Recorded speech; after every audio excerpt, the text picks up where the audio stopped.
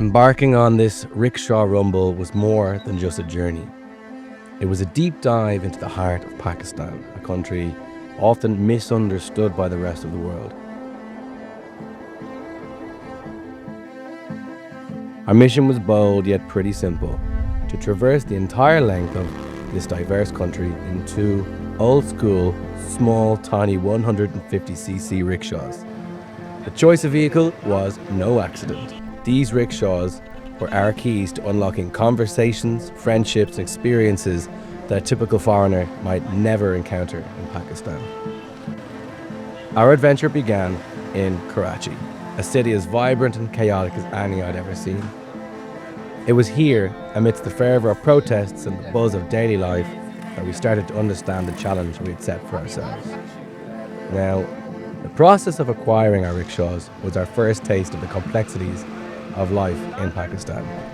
From navigating the city's congested roads without any prior experience, to grappling with the intricacies of vehicle ownership as foreigners. Each hurdle was met with a blend of apprehension and, I guess, a sort of excitement. The concept of jugaad quickly became a cornerstone of our journey. This unique approach to problem solving, deeply ingrained in Pakistani culture, was our guide through the bureaucratic labyrinths and mechanical failures that greeted us at literally every single turn. Now, learning to drive the rickshaws was a comical yet daunting task. No one knew how to drive one. The streets of Karachi offered a harsh but effective training ground, teaching us not only the mechanics of our rickety vehicles, but also the rhythm and flow of life in this bustling, sprawling metropolis. Our departure from Karachi was as dramatic as our arrival, marked by a broken clutch barely 100 metres from our starting point. Now, this early setback, however, was a blessing in disguise. It sort of introduced us to the incredible generosity of the Pakistani people in a way, who, no matter what the circumstances were, went out of their way to assist us, complete strangers in their midst. Each mechanical failure, although quite frustrating, opened the door to brand new friendships and insights into the lives of the locals we'd never have had otherwise.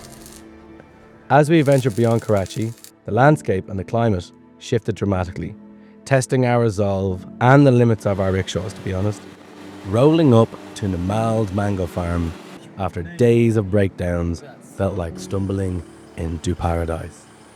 Towering mango trees everywhere, the smell of ripe fruit thick in the air. We feasted like kings, shot AK-47s for target practice, and listened to stories from a man who loved his land more than anything. It was that perfect, unexpected slice of rural Pakistan magic. This intense heat of the desert, which was around 48 degrees centigrade, pushed both us and our vehicles to the brink of breaking, while the cooler, more forgiving climates of the northern areas offered respite and stunning natural beauty. Our journey was punctuated by moments of sheer wonder, from exploring the ancient necropolises to being welcomed into the homes of locals and military. Each experience enriched our understanding of Pakistan's rich cultural tapestry each step of the way. One of the most memorable aspects of our journey, however, was the constant presence of Pakistani police.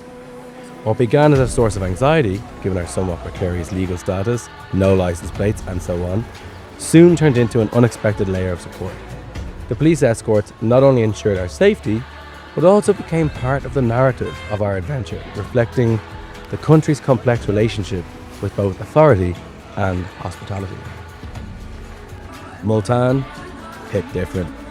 The shrines here felt ancient, electric, incense swirling through the air, rose petals flying like confetti, and the hypnotic sound of Qawwali singers echoing through the stone walls.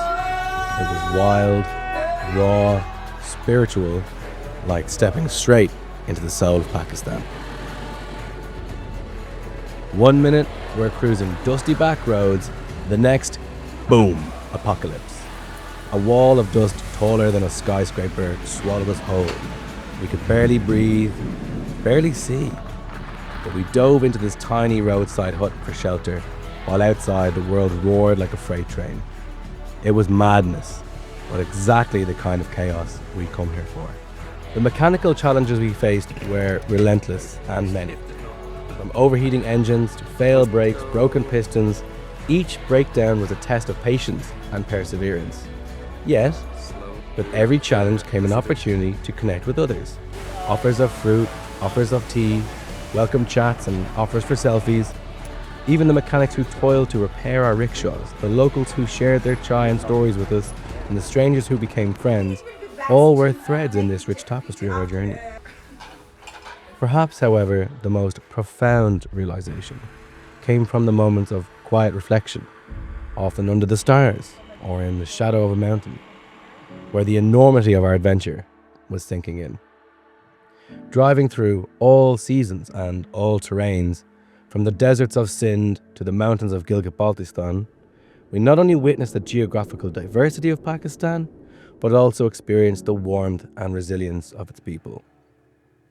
Reaching the Khunjerab Pass at the border of China, the culmination of our journey, was a moment of triumph and introspection.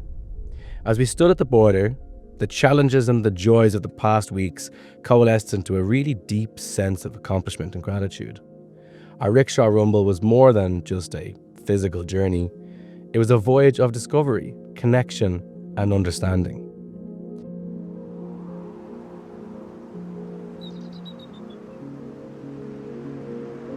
In the end, as we handed over the keys to our rickshaws to a family in Gulkin, I realised that this adventure was not just about the distance covered or the landscapes traversed. It was about the people that we met, the stories that we shared, and the incredible mark that Pakistan left on our hearts. Rickshaw Rumble was a testament to the beauty of human connection, the richness of Pakistani culture, and the transformative power of stepping into the unknown with an open heart.